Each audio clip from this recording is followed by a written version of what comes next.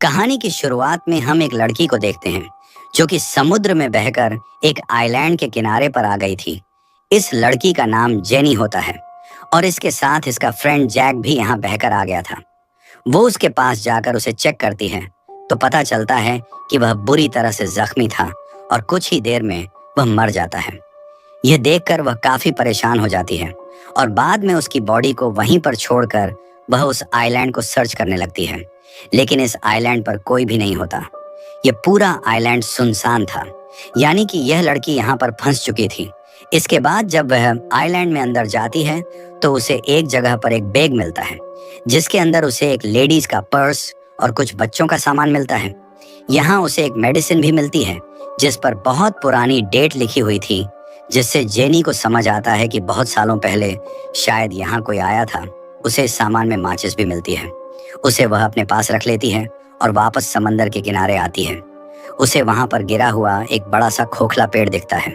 यह देखकर जेनी को आइडिया आता है कि रात में वह अपनी सेफ्टी के लिए इसे सोने के लिए यूज कर सकती। खैर, अब यहाँ पर जेनी अपनी पहली रात गुजारती है और सुबह होने पर उठकर वो देखती है कि समंदर के किनारे कई सारी मछलियां बहकर आ गई थी। उसमें एक छोटी शार्क भी थी जिसका आधा शरीर खाया हुआ था। वो यहाँ से अपने खाने के लिए कुछ मछलियां ले लेती है। तभी जेनी की नजर एक जगह पर जाती है जहां पर कि 3 लोगों की कब्र थी। यह देखकर जेनी अपने दोस्त के लिए भी एक कब्र खोदी है क्योंकि उसके दोस्त की बॉडी सड़ने लगी थी। खैर, अब अगले दिन जेनी जब आइलैंड का चक्कर लगा रही होती है तो वह देखती है कि किसी ने उसके दोस्त की बॉडी को निकालकर आधा खा लिया है। यह देखकर जेनी काफी घबरा जाती है। उसे कुछ समझ नहीं आता कि आखिर यह किसने किया होगा। उसे लगता है कि जरूर यह काम किसी जानवर का है जो कि इस आइलैंड पर रहता होगा। इसलिए वह एक लकड़ी उठाकर उसको नुकीला करती है और अपने लिए एक हथियार बनाती है। इसके बाद वह आइलैंड के बाहर बैठकर उस जानवर का इंतजार करने लगती है। अब रात हो जाती है और अब जेनी को नींद आने लगती है, लेकिन वह जानवर अभी तक यहाँ नहीं आया था। अब अगले दिन जेनी की आंख खुलती है और वह समंदर में एक सूटकेस को देखती है। वो सूटकेस को लेने के बारे में सोचती है, इसीलिए वह समंदर में जाकर उस सूटकेस को ले लेती है। तभी उसे नीचे कुछ महसूस होता है, इसलिए वह नीचे जाकर देखती है तो यहाँ पर उसे एक बड़ा सा होल दिखता है जिसे देखकर वह काफी हैरान हो जाती है। अब वह बाहर आकर उस सूटकेस को खोलकर देखती है। उसके अंदर उसे कुछ जूते और कुछ कपड़े मिलते हैं जिसे वह पहन लेती है। जब रात होती है तो जेनी उस सामान को चेक करने लगती है और उसे उसमें कुछ फोटोज दिखते हैं। वो उन्हें देखने लगती है और समझ जाती है कि यहाँ पर कोई फैमिली छुट्टियां बिताने के लिए आई थी जिसमें एक कपल और उनके 2 बच्चे थे। तभी जेनी के ऊपर से एक प्लेन गुजरता है। ये देखकर जेनी अपनी फ्लेयर गन चलाती है, लेकिन इसका कोई फायदा नहीं होता क्योंकि तब तक वह प्लेन जा चुका था जब फ्लेयर गन की वह बुलेट नीचे आ रही होती है।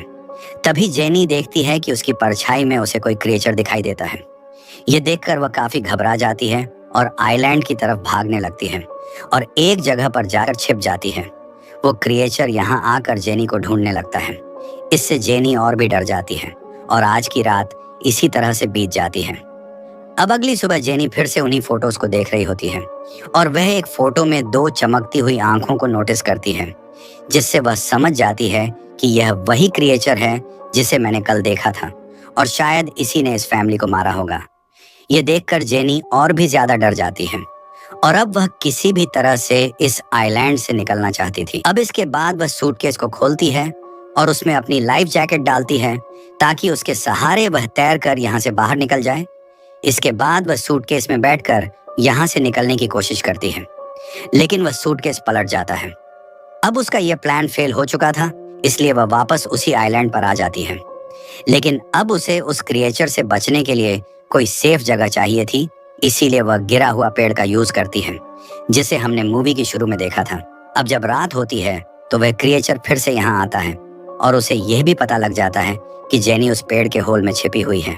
इसीलिए वह क्रिएचर उस पेड़ को तोड़ने की कोशिश करता है, लेकिन वह ऐसा नहीं कर पाता। थक हार कर वापस चला जाता है। अगली सुबह जेनी उस पेड़ से बाहर निकलती है और देखती है कि उस क्रिएचर ने कल रात इस पेड़ पर कई वार किए थे, जिससे वह काफी डैमेज हो गया था। इसके बाद वह उसे बचने के लिए एक नया प्लान बनाती है। वह समंदर से कुछ बड़ी मछलियां पकड़ती है और उन्हें वहीं एक पेड़ पर टांग देती है।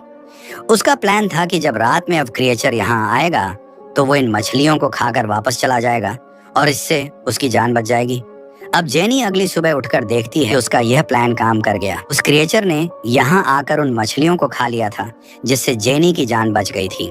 तभी जेनी की नजर समंदर के किनारे पर जाती है, जहाँ किसी की बॉडी बहकर आ गई थी। ये देखकर वो उस बॉडी के पास जाती है और देखती है कि यह बॉडी काफी सड़ चुकी थी। ये देखकर उसके मन में एक आइडिया आता है और वह इस बॉडी को भी वहीं पेड़ पर लटका देती है, ताकि वह क्रिएचर उस बॉडी को ही आकर खाए और चला जाए। अब उसके लिए यहाँ सरवाइव करना काफी मुश्किल हो गया था। आज रात के लिए उसने यहाँ पर एक गड्ढा बनाया था, जिसमें जाकर वह छिप जाती है और उस क्रिएचर के आने का इंतजार करती है। जब रात होती है तो वो क्रिएचर यहाँ आता है और जेनी पहली बार उस क्रिएचर को देखती है। वो उस क्रिएचर को देखकर काफी डर जाती है, क्योंकि वह काफी खौफनाक था। अब वह यहाँ आकर उस बॉडी को खा जाता है। तभी जेनी को अपने पास से कुछ आवाजें आती हैं और जैसे ही वह देखती है तो उसे वहां उस क्रिएचर के पैर दिखाई देते हैं। यह देखकर वह और भी ज्यादा घबरा जाती है, लेकिन किसी तरह से खुद को कंट्रोल करती है। अब अगली सुबह जब जेनी उठती है तो वह अपने लिए एक सेफ जगह चाहती थी।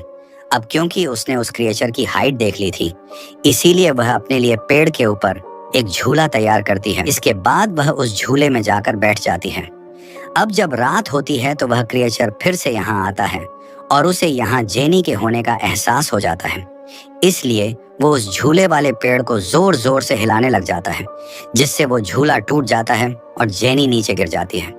अब वो क्रिएचर जेनी का पीछा करने लगता है और अब जेनी अपनी जान बचाकर भागने लगती है। तभी जेनी देखती है कि वह क्रिएचर जमीन से ज्यादा तेज पानी में दौड़ रहा है। वह पल भर में उसके सामने आकर खड़ा हो जाता है, लेकिन जेनी अपनी जान बचाने के लिए लकड़ी के औजार को उस क्रिएचर के पेट में घुसा देती है। वो क्रिएचर जेनी को उठाकर पानी में फेंक देता है और अब जेनी खुद को किसी तरह से संभालती है। फिर जेनी देखती है कि वह क्रिएचर यहाँ से जा चुका है और अब वह पानी से बाहर आ जाती है और वहीं एक पेड़ पर जाकर छिप जाती है।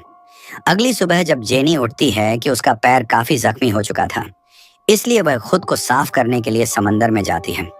जब वह यहाँ नहा रही थी तभी उसकी नजर दूर एक राफ्ट पर जाती है, जिसमें उसके दो दोस्त थे जो कि किसी तरह से सरवाइव करके यहाँ आ गए थे। उनका नाम ल्यूकस और मिया होता है। इन्हें देखकर जेनी काफी खुश होती है। अब ये जेनी के पास आकर बैठ जाते हैं और जेनी उन्हें खाने के लिए कुछ मछलियां देती है। वह यहाँ पर इन्हें उस क्रिएचर के बारे में बताती है। वह कहती है कि हमें जल्द से जल्द यहाँ से निकलना होगा, क्योंकि मैं यहाँ पिछले 7 दिनों से फंसी हुई हूँ। लेकिन ल्यूकस और मिया उसकी बातों पर विश्वास नहीं करते। उन्हें लगता है यह झूठ बोल रही है। वह कहते हैं कि हम पिछले 5 दिनों से समंदर में भटक रहे थे और अब जाकर हमें यह आइलैंड मिला है। ये दोनों यहाँ से नहीं जाना चाहते थे। अब जेनी उन्हें वो तस्वीरें भी दिखाती है जिनमें वह क्रिएचर साफ दिखाई दे रहा था, लेकिन फिर भी वो दोनों यहाँ से नहीं जाना चाहते थे। जेनी समझ जाती है कि यह उसकी बात नहीं मानेंगे।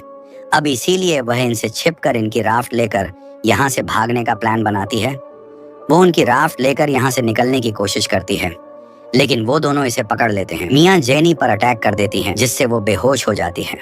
जब उसकी आंख खुलती है तो वह खुद को बंधा हुआ पाती है और अब रात हो चुकी थी। इसीलिए वह ल्यूकस को मनाकर उसे खोलने के लिए कहती है, लेकिन ल्यूकस और मिया उसकी कोई बात नहीं सुनते। इसके बाद मिया उस आइलैंड पर घूमने के लिए जाती है और ल्यूकस वहीं जेनी के पास रुकता है।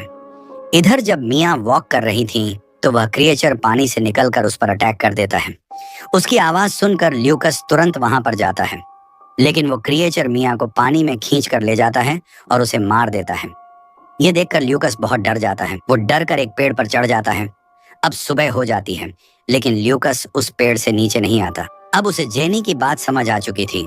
जेनी उससे कहती है कि देखो, वो क्रिएचर सिर्फ रात में आता है, वो दिन में बाहर नहीं निकलता। यह बात सुनकर ल्यूकस पेड़ से नीचे आता है। अब जेनी ल्यूकस से कहती है कि हमें जल्द से जल्द इस आइलैंड से निकलना होगा। अब ल्यूकस उसकी बात मानने के लिए तैयार था। अब ये लोग कुछ मछलियां और कुछ नारियल अपने साथ ले लेते हैं। वो अपने सभी सरवाइव करने के सामान को रख लेते हैं। यहाँ पर ल्यूकस काफी डरा हुआ था। जेनी उसे समझाती है कि क्रिएचर सिर्फ रात में अटैक करता है और जब तक रात होगी हम इस आइलैंड से काफी दूर जा चुके होंगे। इसके बाद जेनी जाकर उस राफ्ट में बैठ जाती है, जहाँ पर उसे कुछ खून बिखरा हुआ दिखाई देता है, जहाँ पर वह समझ जाती है पिछले 5 दिनों में इन दोनों ने सरवाइव करने के लिए जरूर किसी अपने इंसानी साथी को मारकर खाया होगा। अब यह लोग जैसे ही अपनी राफ्ट से यहाँ से निकलने लगते हैं, ल्यूकस को पानी में वही क्रिएचर दिखाई देता है। ये देखकर ये दोनों काफी घबरा जाते हैं और उस राफ्ट को चारों तरफ से ढक लेते हैं। लेकिन तभी वह क्रिएचर उनकी राफ्ट में नीचे से घुसकर उन पर अटैक कर देता है। यह देखकर ल्यूकस उस फ्लेयर गन से उस पर अटैक करता है, लेकिन वह क्रिएचर जेनी को पकड़कर अपने साथ ले जाता है। जेनी के पास एक चाकू था जिसे निकालकर वह उस क्रिएचर पर कई बार अटैक करती है, लेकिन तभी ल्यूकस भी जेनी को बचाने के लिए पानी में आ जाता है। यह देखकर वह क्रिएचर जेनी को छोड़ देता है, लेकिन वह ल्यूकस को पकड़ लेता है। वह उसे लेकर अपने उस बड़े से होल में चला जाता है। यह देखकर जेनी किसी तरह से तैरकर फिर से उसी आइलैंड पर पहुंच जाती है। जेनी को ल्यूकस की मौत का काफी दुख होता है, इसीलिए वह उस क्रिएचर का सामना करने का डिसाइड करती है। इसके बाद वह वहां पर पड़ी लकड़ियों से कई सारे नुकीले हथियार बनाती है, लेकिन यह औजार उससे कम नुकीले लगते हैं। इसीलिए वो वहां की कब्र को खोदती है और उसमें से कंकाल को निकालकर उनसे काफी नुकीले हथियार बनाती है। वह उस क्रिएचर को आग में जलाने का प्लान बनाती है, इसलिए वह वहां पड़ी सूखी झाड़ियों को इकट्ठा करती है और उनसे घेरा बनाती है। अब उसने अपने ट्रैप को तैयार कर लिया था। कुछ देर के बाद रात होती है और वह क्रिएचर यहाँ आता है। वह भी उसी जगह पर होती है जहाँ उसने ट्रैप लगाया था। तभी जेनी यहाँ झाड़ियों में आग लगा देती है, जिससे वह क्रिएचर आग में फंस जाता है।